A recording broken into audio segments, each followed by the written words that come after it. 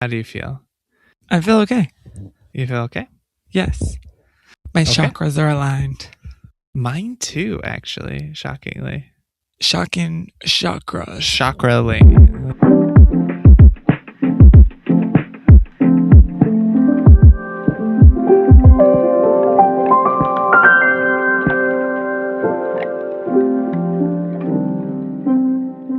It's Ricky. And it's Eric. And this is Clap If You Don't Care. We are currently on location. Eric, where are we? We are in Lake Gaston, North Carolina. On family vacation.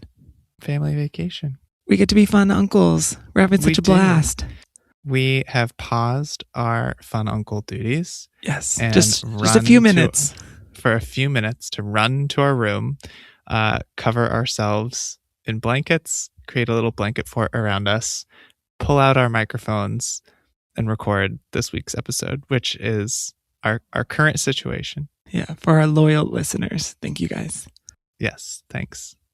So I didn't bring a trending topics to you today, but I know that there was one that we really wanted to talk about. All right. You know what it is. The bear. Oh.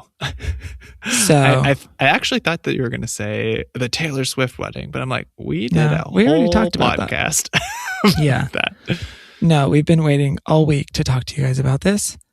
Yeah. Season 5 of The Bear recently just premiered on Hulu. And we watched all 4 seasons. And as we started season 5, we noticed a shift. The actors are the same. The storyline seems the same. But unfortunately, the music is not the same. Yeah. Did we learn if it was by Hans Zimmer or by someone? I believe the guy's name is Christian Lundberg, with production by Hans Zimmer. So it's the with production part. So who knows if he let this Christian guy do it all, and then Hans Zimmer is like, yeah, stamp of approval for me. Or maybe it's like he's working under his like production company or something like that. Yeah. I think we noticed in past seasons, there were songs like from Taylor Swift and The Who and Bob Dylan and just, great rock songs. Or great rock songs. Yeah. Just songs from like the Great American Songbook that were included in this show that brought so much heart and emotion, excitement to every scene. Yeah. I feel like... Yeah, go ahead. No, I was just going to say, I feel like it was almost like each song informed the script, almost. Right? It was like, okay, we bought the song. We know we're going to use it. We know the vibe is right for this show. And we are going to form the episode around some of this music. Is actually kind of what it felt like. And I feel like this season, it was the exact opposite. It felt like they shot the entire season without any music in mind and then went back, hired Hans Zimmer and his team, and had him sprinkle in music throughout the entire thing. And it's really reminiscent of the same thing that you were talking about for another show on HBO. Yeah, that actually, I will say a hot take, but Hans Zimmer, I'm not a fan of anymore because he ruined Euphoria. I mean, the first 4 seasons, Euphoria is a mess. Okay, Let's just say a hot take. But Labyrinth did such a good job on that soundtrack that he brought so much character to the characters, right? With his song choices. And I feel like his soundtrack basically laid the groundwork for who we saw Zendaya play Rue as. Yeah.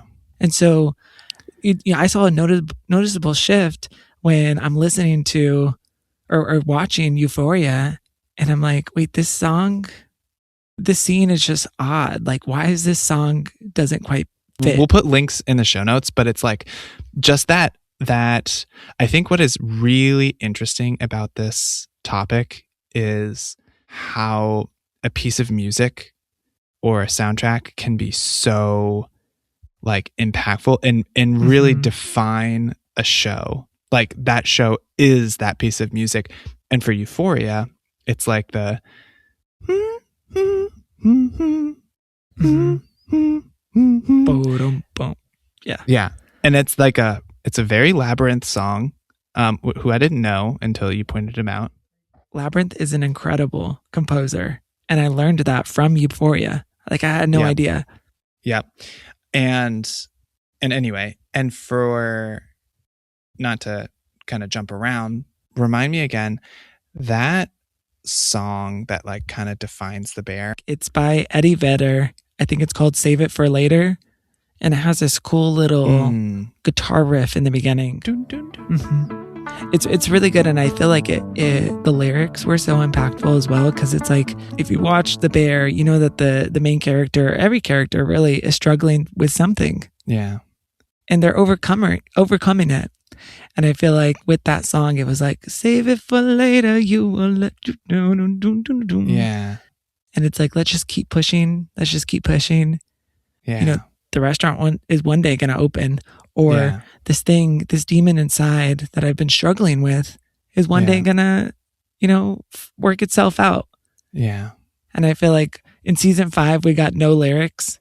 Yeah. And it was just music. It sort of reminded me of like Tron, like a Daft Punk, but not in a good way, of just kind of like this like moody, rainy, cyberpunk, not Daft Punk, but that's the issue. One? It went from dad rock to electronic, and I don't think that fit. Like, how are you playing all these like iconic bands from the 80s and 90s for those first few seasons, and then you've changed it later on in this 5th season? It just didn't fit. Yeah. So we definitely wanted to talk about that. Yeah. Yeah. All right. Cool. All right. On our last episode, I talked about maybe saving this conversation for later. Kind of like we just talked about that song, Save It for Later. Save it for later. So I just thought it was important when I talk about charts to know how the chart works. Oh, okay. Yeah. So this is just like a brief little guide to how song charts work. Okay. Perfect. Interested? I'm very interested in this. It's the foundation of a lot of our conversations. And when I say like, oh, it did well on the chart or it failed on the chart, you're like, my first question is always, what does that mean? And so having a whole episode of what does that mean is going to be really helpful. Yeah. Yeah. Just the foundation, my love. Okay. Yeah. We won't get in. There's so many other charts, but we're just going to talk about the one in the US. Okay. And it's called the Billboard charts. Okay. Let me just explain like a few little things, and then you can ask some questions. Okay. That work? Okay. Yes. So think of Billboard charts like a weekly ranking for music. Okay. So they rank the most popular songs, 1 through 100, and that's called the Hot 100. And then we also rank albums, and we rank 1 to 200, and that's called the Billboard 200. So these are like the most popular songs. These are what people are listening to, what they're buying, and what they're hearing on the radio. So if a song is number 1, it basically means that America has chosen this song. Okay. You don't apply to show up on these charts, right? So your song or album must have been officially released, and it's tracked by Billboard's data partners, and then it must generate enough activity in 1 week versus the other songs that are on the chart. So I'll stop there if you have any questions.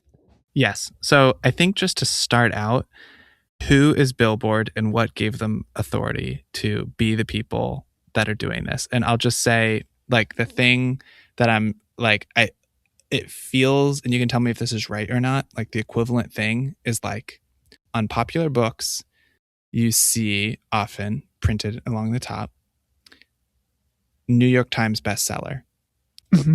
And that means that somewhere, someone in the New York Times, is a news organization, has read this book or is tracking the release of this book and has said, you have made it onto a list that we make public on our website, nytimes.com. Yes. Right? So who, like, I know that the New York Times is a news organization. I know that from like seeing things on the internet. Right. Who is Billboard? Billboard is also, they are a like American music and entertainment magazine that publishes weekly. So they're a magazine. Yes. So similar to New York Times, they are a news outlet. Yes. Oh, okay. So this is so my analogy is almost spot on. Yes. Then it's like literally the exact same thing. Without knowing, you knew. I don't know how often they publish and like what they publish still on that. Like I've only picked up like maybe 1 or 2 billboards in my entire life. That's my question. Because it's like, okay, so New York Times, presumably, I mean, is doing fairly well, and they have a big subscription business, and they have a lot of people supporting their business. And I think they just do the New York Times bestseller list because they've sort of made a name for themselves and they're leasing out their name. It sort of seems to me, I've never read Billboard magazine, but I'm assuming, is Billboard top 100 and top 200 like the way Billboard is making? Do they make money off of this thing, or do they do it pro bono just because that's the name? Or? Well, it would only be right if they didn't make any money off of this, because that would be kind of sketchy, right? That would play into like payola or something like that. But I will just say that, I use their website often for a lot of these stories where I'm talking about trending topics on a normal New Music or on a normal Clap If You Don't Care episode. I will use Billboard articles to gather information. So they have journalists and they're publishing articles about the music industry, and people like you and other people are looking at it semi-regularly, and those articles have ads, and that's how they're making money. Okay. And hair toss, I've been included in a few Billboard articles for my journalism. Okay. My Harry Styles story showed up in Billboard. Oh, okay, cool. And they linked to it. Should we link to it in the description so everyone can see your story? I hope it's still there.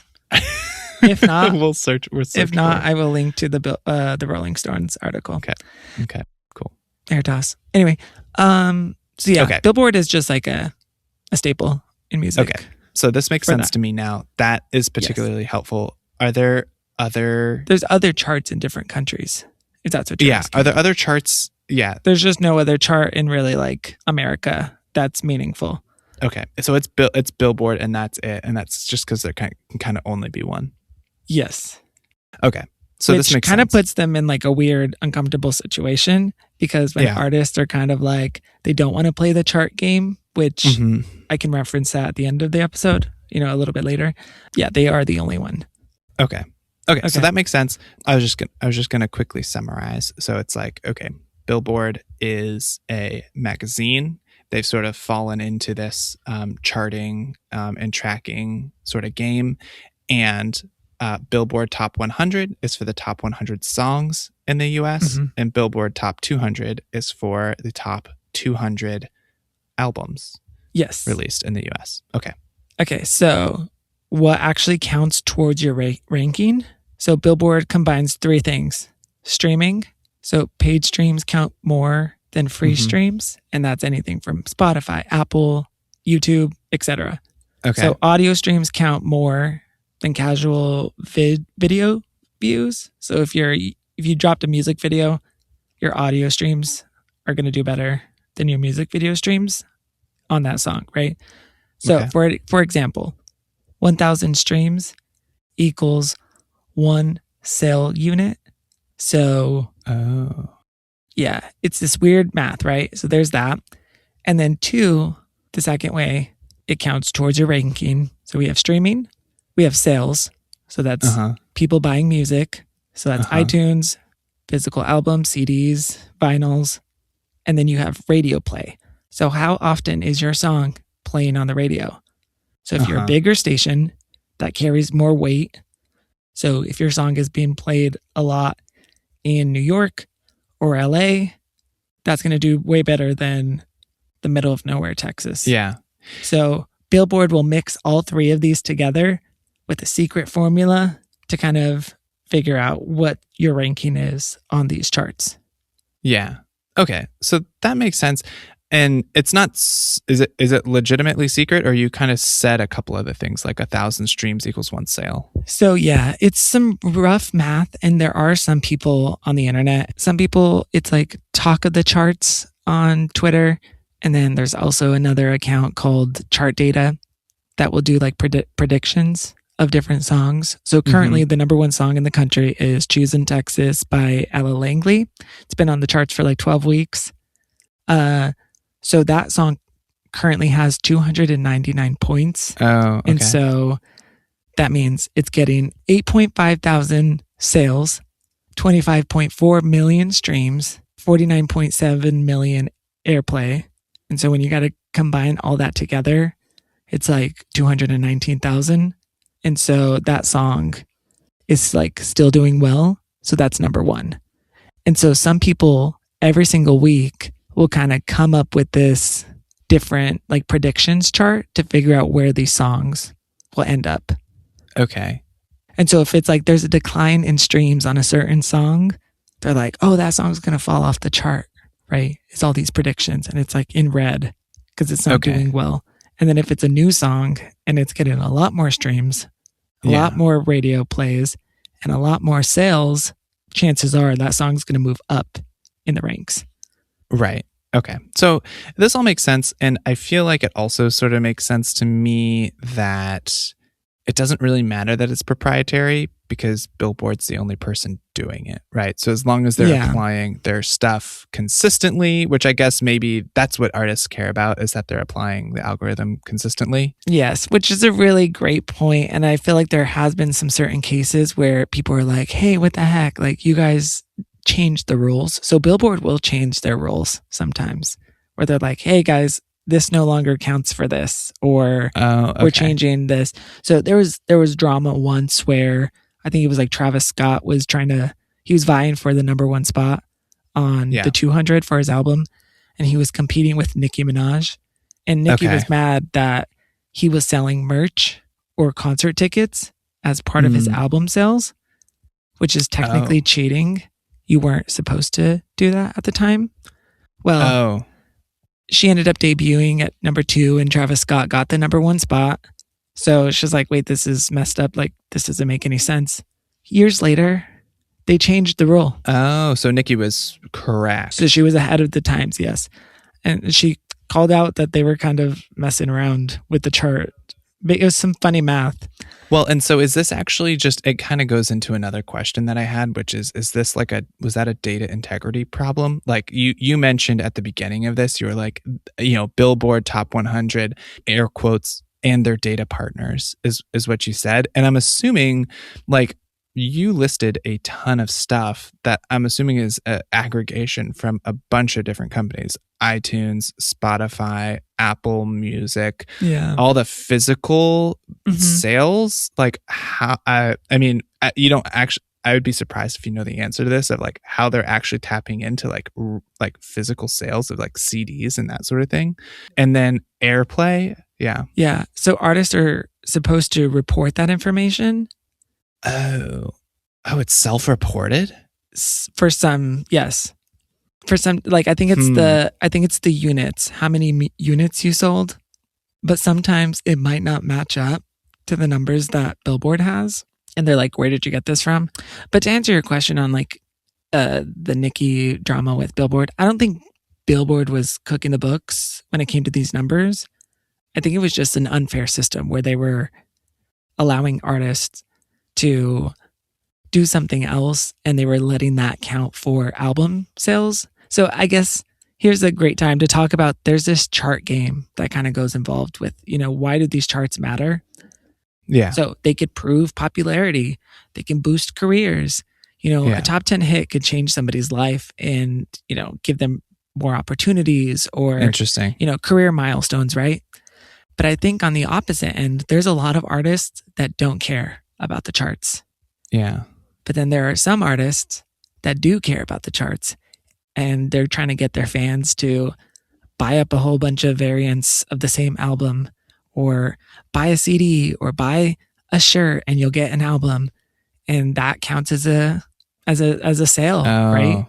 It's like this weird incentivizing game to sell records. And so it sort of seems like the whole thing as you're describing it is ripe for manipulation. Like does Billboard care? It sort of seems like I really don't understand, or I'm struggling to understand, like, they're not making any money off of this. What's their incentive to do a good job on any of this? I don't know. That's really a good question.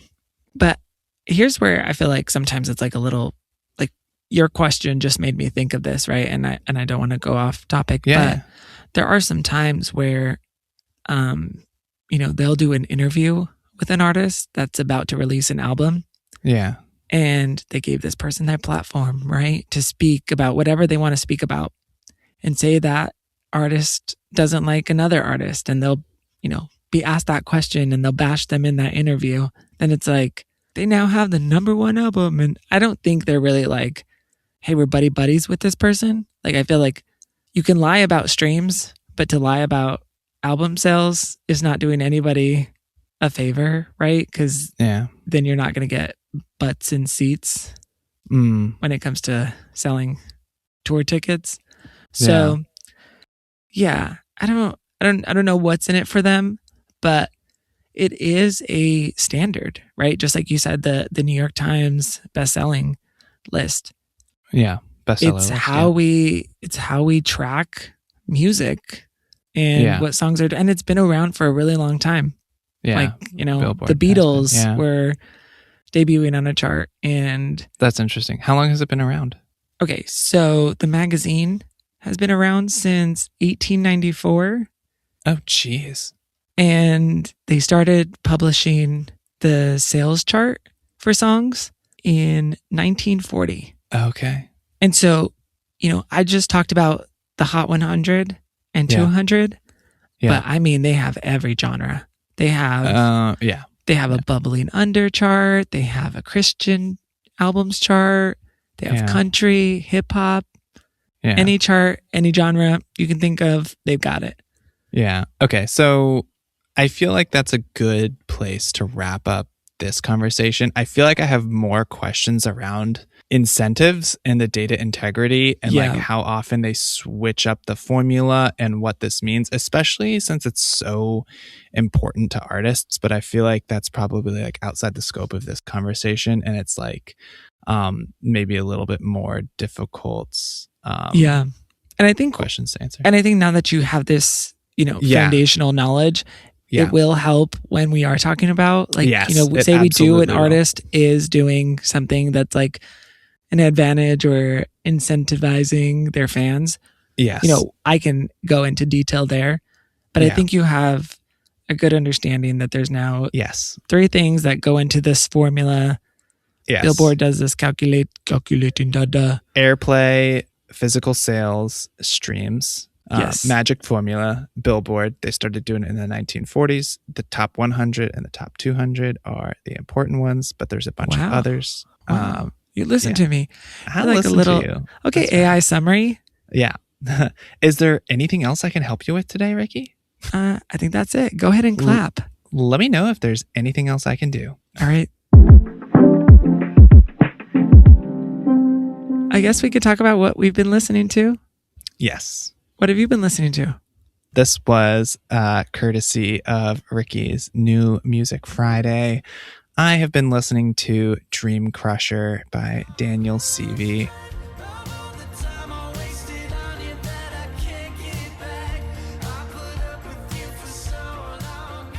A little bit of a cop-out because Ricky already talked about it, but that's okay because it's just a really good song. It reminds me a little bit of Conan Gray. Yeah.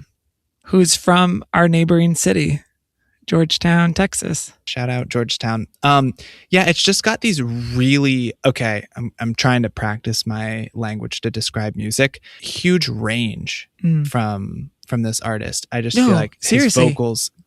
Sorry, I was going to say vocals and genres. Yeah. Like it sounds way different than the other songs I've talked about. But yes, continue on the vocals part. Just literally octaves. Like I just feel like he has a huge, like very dynamic range in his vocals. And it just makes for a really interesting song that sort of carries you away. Yeah. I like that. I also enjoyed the song. Yeah. All right. I have 2 songs. One song is, I think I'm just excited to be on the lake, spend the week here. It's by Haim. Shout out to Haim girls. They went to Taylor's wedding. but the song is called Summer Girl. And I think I'm just like in this little dad yacht rock moment of a summer. And this song has this cool little doo-doom, doo-doom, doo-doom, doo-doom, doo-doom, doo-doom. I'm your summer girl. Doo-doom, doo-doom, doo-doom, doo-doom. And it has these weird instruments. Weird as in cool, unique. You don't usually hear those in songs. Yeah. And her doo-doo-doo-doo, doo-doo-doo-doo-doo-doo-doo. Yes. It's just funky, groovy, makes you feel good. This honestly should be the song of the summer every single year. Yeah. There's that song, and then the song that we talked about in the beginning of the episode, the Save It for Later. Save it for later. It just, I don't know, makes you feel something in it, and I feel good when I listen to the song. And it's also a great song to wake up to. I think we did it last summer when we heard the song. We played it when we had coffee or something, and I remember that memory because of the song. You also didn't mention this, but you did outside of the podcast, so I just want to shout it out here that song, did you say, was written exclusively for that show? I believe so. Yeah. I could be wrong, but I mean, we also saw the guy at the World Cup, or they showed his face on the World Cup. We saw a video of a guy. Yeah. You guys, who is that? I was like, Eddie Vedder. Let me see. Does it say? I should also say, forgive me, Eddie is from Pearl Jam. Like, he's the frontman of Pearl Jam. So, oh, okay. I didn't know that. That's a big deal, right? Like, this guy's a rock star. And if he did the song exclusively for the Bear. I can't find that information right now. But if he did, that's incredible. Yeah. I think it also might be a cover. I think he contributed by performing a cover of somebody else's song for the new season of The Bear. Okay. That's what it is. But yeah, I definitely think you guys should listen to that. Yeah. Just once. You'll feel something. All right? I promise. That'll do it for this episode of Clap If You Don't Care. If you want to send in questions, comments, you can send us an email at icare@eriki.xyz. And we're going to go hang out with the family. And we'll talk to you very soon. There may or may not be a New Music Friday on Friday, but I'll try to do it for y'all. Cool. All right. Bye.